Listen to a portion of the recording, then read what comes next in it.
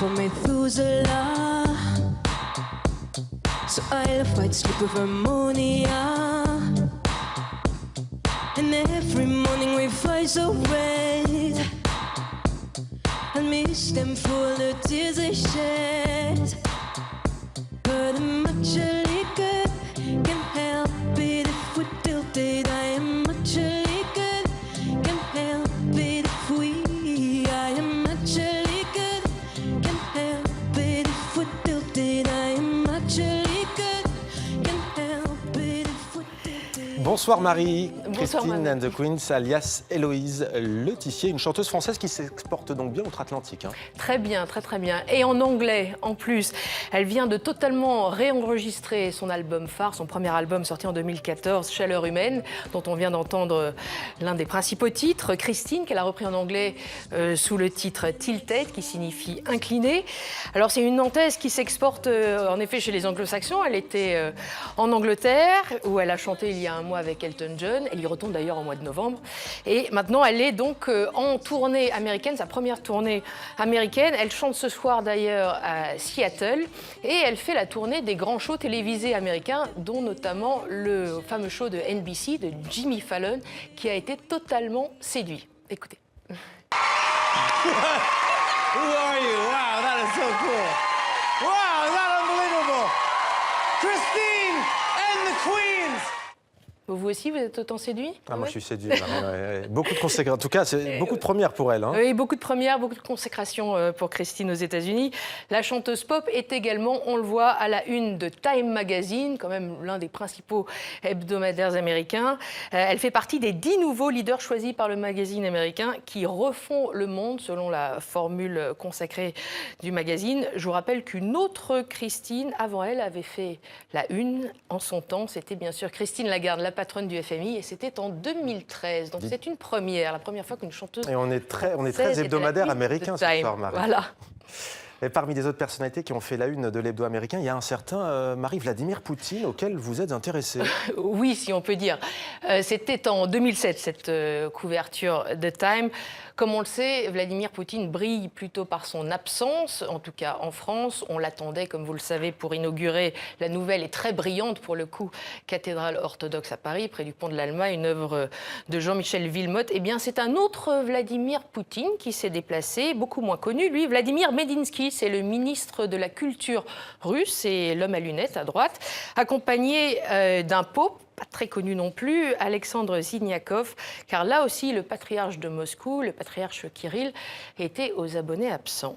Donc pas de vrai Poutine à Paris, Marie, mais vous avez vu un faux Poutine, vous? Oui, j'ai vu Hugues Le Forestier. C'est lui qui incarne le président russe dans une pièce qui s'appelle Le Projet Poutine, actuellement au théâtre de La Bruyère à Paris. Hugues Le Forestier est également l'auteur de cette pièce, de cette création qui a fait un tabac au Off d'Avignon en 2015 notamment.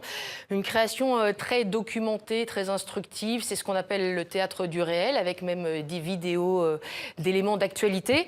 La pièce retrace vraiment très précisément le parcours de Vladimir Poutine, où on y retrouve son passage au FSB, le conflit tchétchène, les manifestations des opposants et bien sûr les morts suspectes. On apprend donc beaucoup de choses sur Vladimir Poutine, certaines que je ne connaissais absolument pas. Et pour lui faire la réplique, en contrepoint, il y a un personnage fictionnel, une procureure opposante incarnée par Nathalie Mann. Regardez.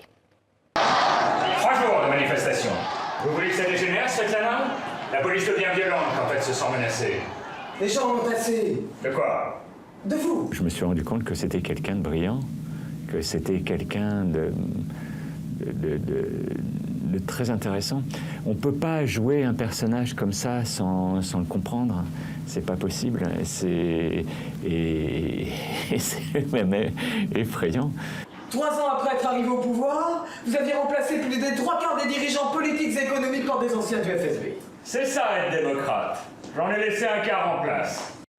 Quand on a répété la pièce, il y avait Boris Nemtsov faisait partie de la pièce, on le mentionnait. Et il a été assassiné pendant qu'on répétait. Et je vous jure que ça glace.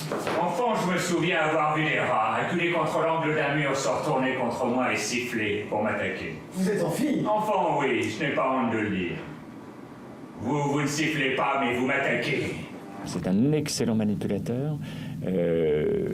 C'est quelqu'un de très différent de moi. Il pense que la fin justifie les moyens.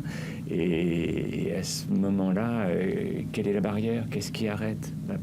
Pas grand-chose. Il a vraiment aussi apporté des choses à la Russie, le fait de lui redonner un rôle, le fait de redonner une fierté à la Russie. Vous me prenez pour un fou, un bourreau? Si je tiens ferme les rênes du pouvoir, c'est pour rendre leur grandeur à des hommes et des femmes comme vous, qui se battent sans jamais reculer, parce qu'il n'y a pas d'autre façon de se battre. Le réel est un décor passionnant et une des fonctions du théâtre, c'est ça, c'est le théâtre du réel qui permet de comprendre et de s'approprier les choses. Et de faire réfléchir, éventuellement.